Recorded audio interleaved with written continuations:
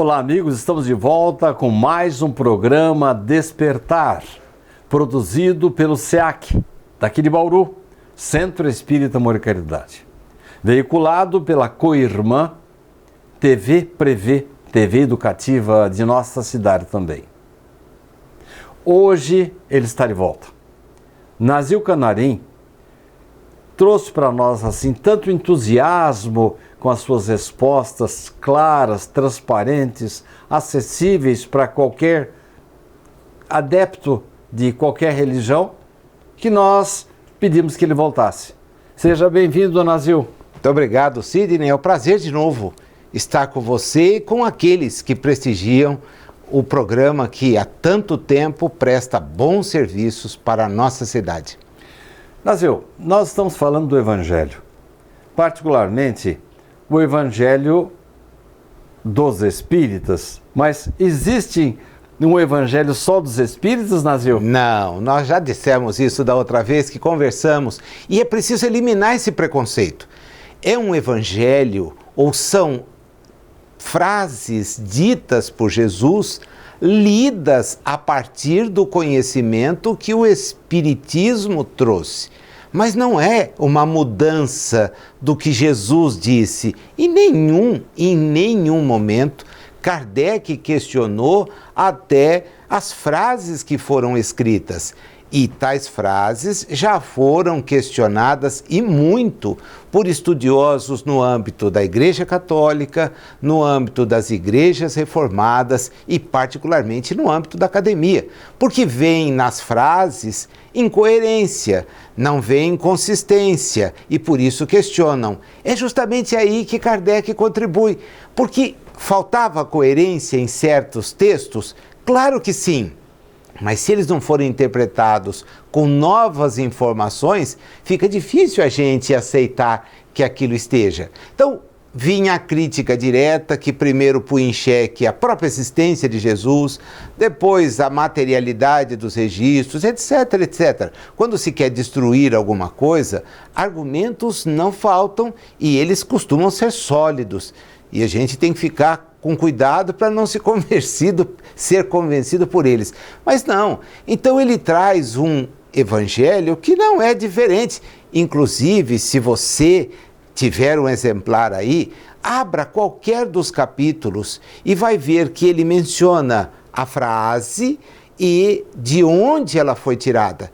Mateus, capítulo tal, versículos tais a tais. Marcos, idem. Ele não foge. O que ele oferece é uma explicação para aquilo que se mostrava velado, né? Entender também aí, velado, revelado, não é algo extraordinário. É erguer um véu, erguer uma cortina. Se eu chego num ambiente e ele tem uma cortina, eu posso começar a imaginar o que está atrás dela. E aí as minhas conclusões podem ser boas ou muito infantis. O que faz Kardec? Com base nas informações que tem, e a principal delas é de que a morte não existe, porque nós voltamos para a realidade espiritual de onde viemos, ele descobre uma chave fantástica para entender muitas coisas que Jesus havia dito e que não estavam compreendidas. Nazil, você falou aí na sua resposta alguma coisa que diz respeito a uma consulta aleatória do Evangelho. Você pode abrir em qualquer lugar, né? E no estudo também é assim, você pode abrir o Evangelho em qualquer lugar, que não há problema de você tomar conhecimento da informação? Ou estou enganado? Temos que lê-lo de cabo a rabo? Então, é muito bonito poder fazer isto e sair satisfeito. Eu tenho pessoas com as quais eu converso e me dizem, Nazil, me sinto tão bem abrindo e fechando, abrindo outro. Falei, olha, se você não passar a mão para vincar o texto, tá ótimo, porque senão vai correr o risco de você sempre cair na mesma página. Ah, já aconteceu. Eu falei, então, isso é porque tem uma dobra lá no livro. A obra não foi pensada assim, porque ela começa com um grande convite feito pelo Espírito Verdade, a que as pessoas se voltem para Jesus no sentido de entender a amplitude do que ele nos deixou. Começa por aí. Em seguida, Kardec faz reflexões a respeito de como nós estamos e apresenta 4 passos elementares para que a gente possa começar a entender o Evangelho, que são os capítulos de 1 até o 4º. No 5º, ele faz uma pergunta a respeito de como estamos, visitando a ideia das aflições. Todos nós, eu, Sidney, você, passamos por momentos de aflições. Às vezes, nós não entendemos por que estamos passando por elas, mas o fato é que estamos. Ele racionalmente nos convida a pensar no que Jesus teria dito sobre isso e vai encontrar no texto do Evangelho de Mateus, capítulo 5, uma frase cuja tradução é errada, porque se traduziu a palavra makeroi por bem-aventurado. Makeroi é grego e foi assim que o bem-aventurado chegou. Quem bate o olho lá e vê bem-aventurados os aflitos, porque serão consolados, pode fazer a interpretação comum que nós temos aí. Só que a palavra makeroi, ela representa uma outra hebraica chamada asherei. Asherei, que significa em marcha. Olha como fica diferente e bonito. Em marcha os aflitos. Como que você, eu estamos diante das aflições? Muitas vezes parados, amuados, lamentando, voltados contra Deus. Jesus não teria dito isso, mas teria dito, olha, em marcha. Em marcha porque você será consolado na medida em que compreender a dor, suplantar a dor e crescer espiritualmente. Na verdade, Jesus estava sugerindo que nós criássemos condições para Ele nos ajudar. Porque se a gente falar, Jesus, onde o Senhor está, vem me ajudar, e Ele chega aqui, a gente não está em marcha, não está fazendo a nossa parte, o ajuda-te que o céu te ajudará, cai por terra. Vamos fazer um breve intervalo e no próximo bloco eu quero perguntar ao Nazil sobre aquelas cópias, distorções do Evangelho, se isso aí alterou alguma coisa no trabalho de Allan Kardec. Não saiam daí, retornaremos num minutinho.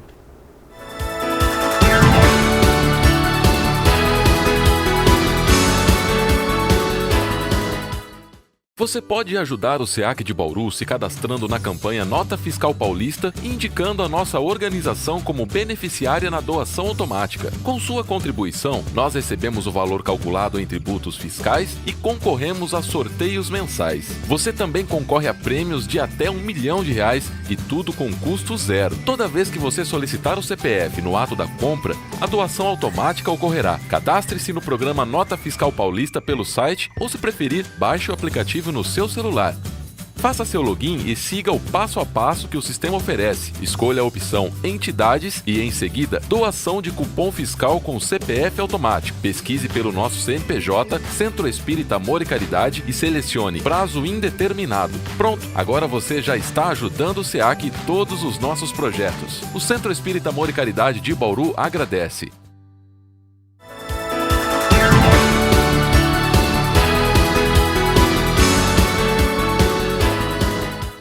Estamos de volta para mais um bloco do programa Despertar, hoje com Nazil Canarim, fazendo comentários em torno do Evangelho de Jesus. Nazil, a gente sabe que no transcorrer dos anos, os textos, inicialmente em grego, depois passando-se do aramaico, grego, passando para o latim, depois para o português, tanto nas traduções como as cópias das cópias das cópias, nós tivemos aí muitas distorções, algumas, vamos dizer assim, provocadas mesmo por interesses políticos e outras acidentais. Nazil, Quando Allan Kardec coloca no Evangelho segundo o Espiritismo apenas a moral de Jesus, de uma certa forma, você entende que ele se vacina contra qualquer crítica que se faça desses copistas, dessas mudanças, porque mesmo que não existisse Jesus, que não haja prova nenhuma da existência de Jesus, a sua moral é universal. Não resta dúvida. Ele tem um cuidado de escolher uma tradução francesa que vem a ser a de Sacy, que era uma tradução muito respeitada do ponto de vista da história da Igreja, por ser desprovida de acréscimos, né?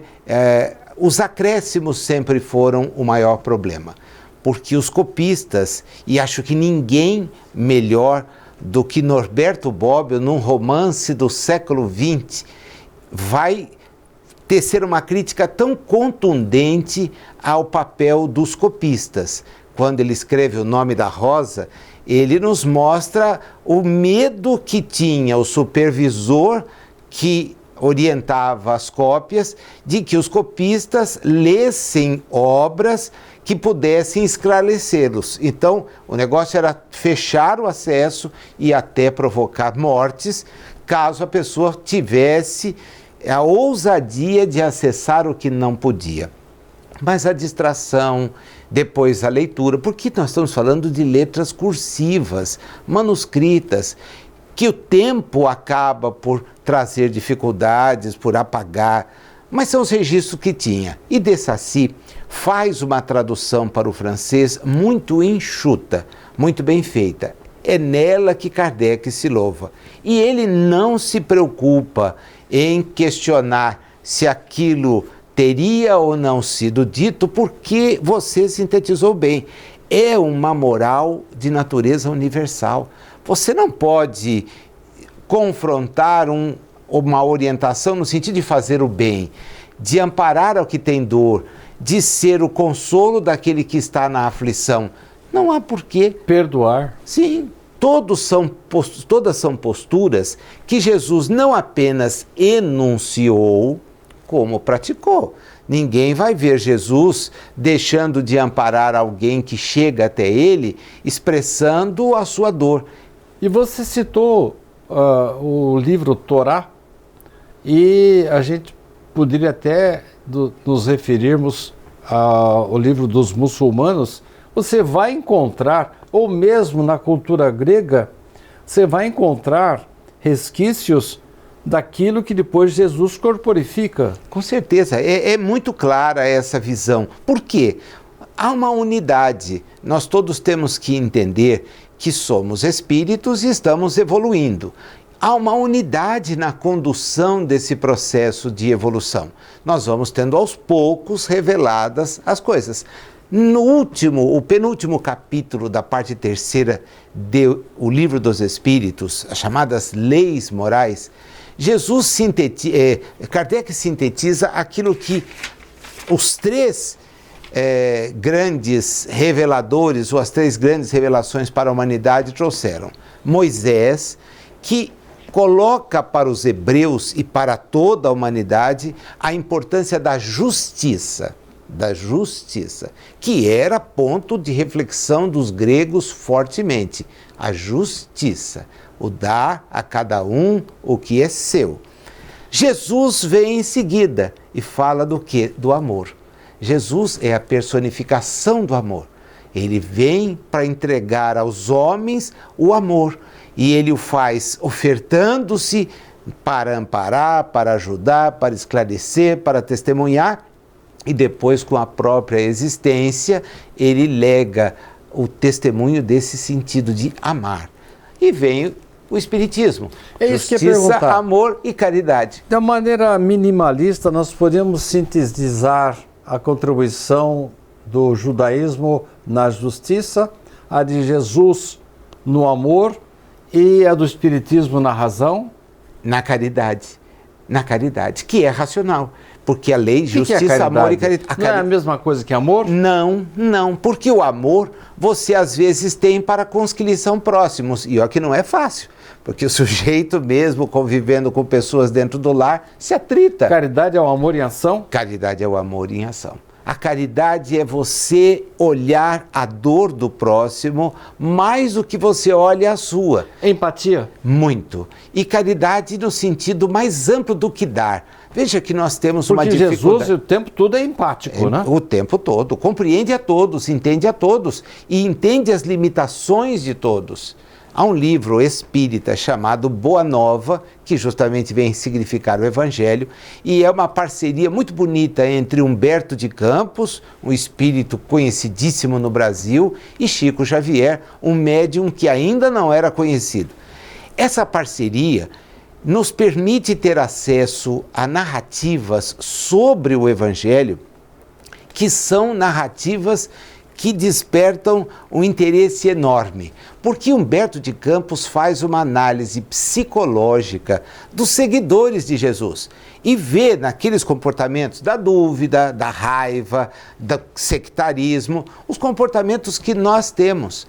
A caridade significa transcender todas estas questões. Eu olho o próximo como Jesus nos pediu que olhássemos, como a nós mesmos.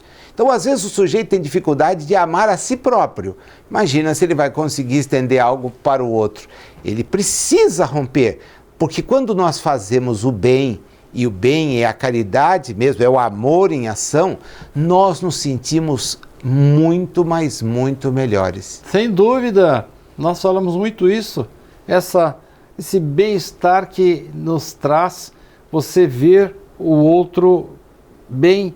Richard Simonetti falava, no começo a gente faz o bem por interesse. Sim. Depois passa a fazer por obrigação. É minha obrigação, eu faço parte de um grupo aí, e finalmente lá na frente por amor. Quando a gente descobre que foi o maior beneficiado. Eu acho que aquele que sai com um prato de sopa, que sai com a roupa que eu não uso mais, que sai com... Olha, ele é que foi o beneficiado. Não, nós fomos os primeiros beneficiados. Porque primeiro treinamos o desapego. Olha Jesus dizendo, não tenha 2 bolsas, não tenha 2 sandálias, não tenha. Abra a mão, abra, reparta, faça. E o perdão que, além de nos libertar, lá na frente vai libertar o ofensor. Com toda certeza. No próximo bloco, vamos ver se vai dar tempo, senão eu vou pedir para o Nazil voltar mais uma vez ao programa. Eu quero ver se ele me responde, só esse tema já daria o bloco inteiro, mas quero que ele me fale um pouco do Sermão da Montanha. Eu quero que ele me fale se no Livro dos Espíritos nós vamos encontrar o Evangelho. E finalmente eu quero que ele me dê opinião sobre aquele demolidor do Evangelho, cuja data de vida não coincide muito bem, mas eu quero que você me fale sobre Renan, o demolidor dos Evangelhos. Não saia daí, você vê que o assunto é interessante. O Nazil está na ponta dos cascos, falando coisas de muita essência, de muita importância, mas com um linguajar, com metáforas excelentes, acessíveis a todo o conhecimento seu e, graças a Deus, para mim também. Não saia daí. No instantinho, estaremos de volta para o último bloco do programa Despertar de hoje.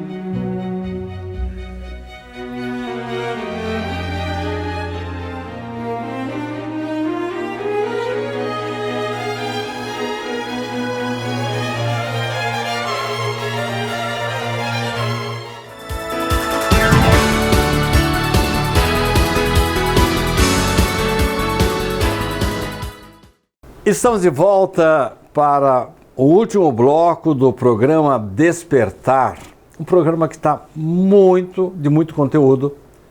Eu consegui trazer aqui um especialista em evangelho que está nos trazendo coisas maravilhosas sobre Jesus, com um linguajar fácil, acessível, interessante, instigante em alguns momentos. Mas eu tenho aqui um caminhão de perguntas para lhe fazer.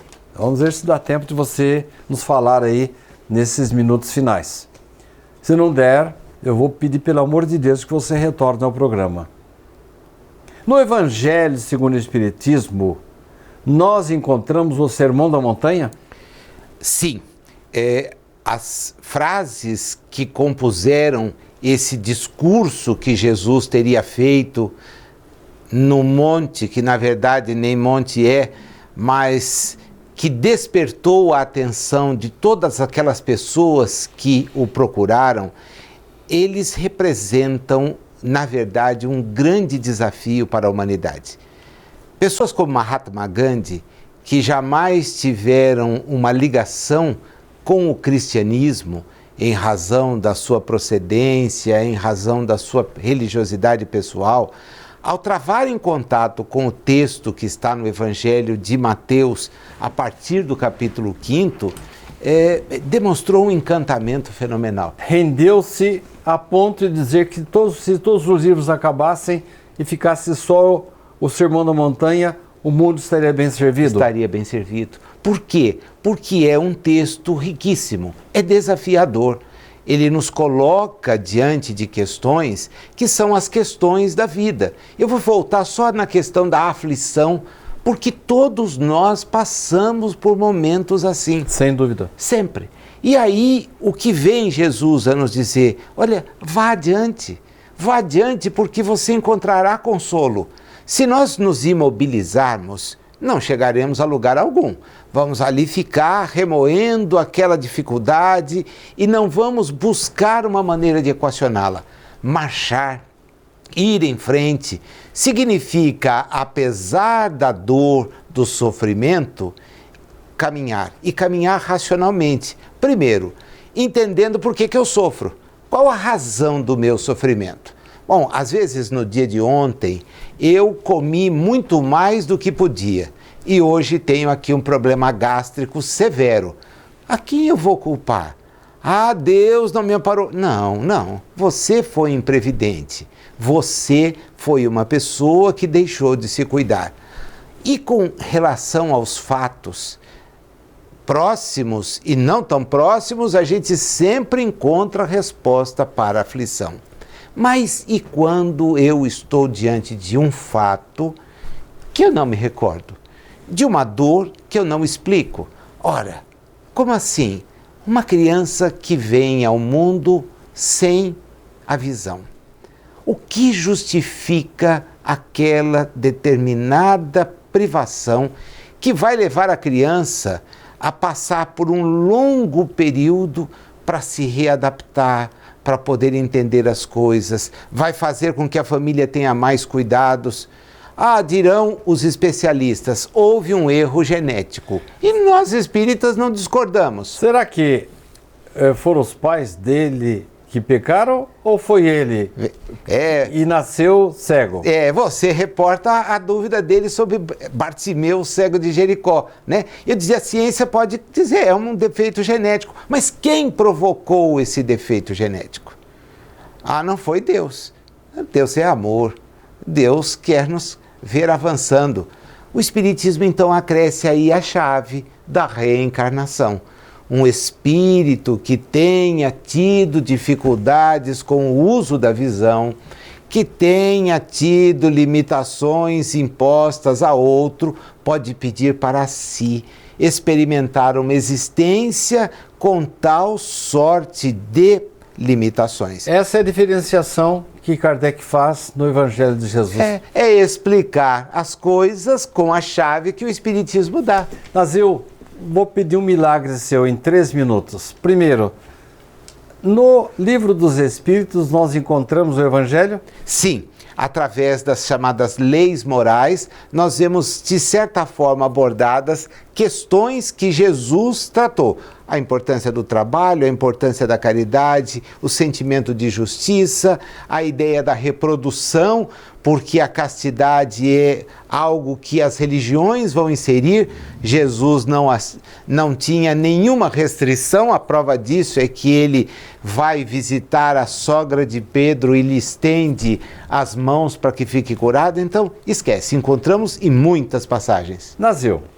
Aquele demolidor do Evangelho, Renan, ele não era bem a época dele, mas ele criticaria o Evangelho segundo o Espiritismo? Olha, Kardec o elogiou. Kardec entende que os livros de Ernest Renan ajudam a que a gente tenha uma compreensão racional, né? Renan era muito meticuloso, um homem atento àquilo que fazia, e eu vou contar para você um segredo.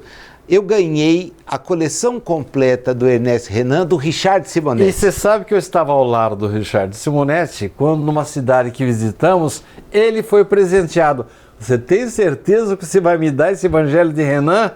E ele repassou para você. E ele me deu. Ele disse, olha, eu vou... Passou para quem vai valorizar. Eu estou doente, eu quero que você fique com isso. E eu me maravilhei, porque as obras de Renan são obras críticas. Evidente, é um espírito preparado para desenvolver... Mas ele curvava-se perante Jesus. Com certeza. Ele reconhece o Jesus histórico. Isso. Nós estamos no finalzinho. Ele criticaria ou no Evangelho segundo o Espiritismo?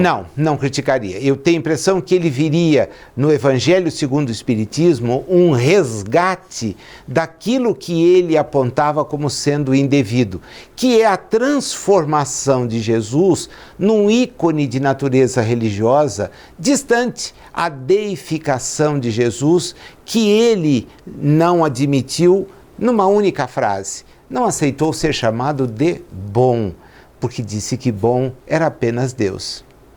Nasceu, eu estou muito feliz com a sua presença. Você foi bastante claro, trouxe conteúdos maravilhosos para nós aqui da produção, como para os nossos seguidores, nossos telespectadores, que com certeza, como eu, ficaram encantados com a sua resposta. E eu vou abusar. Vou pedir que você retorne mais uma vez ao nosso programa. Muito obrigado a você, Nasceu, pela sua presença. Obrigado, Sidney. Obrigado a vocês. E na próxima semana estaremos com mais um programa Despertar, sempre com o assunto do seu interesse. Até lá.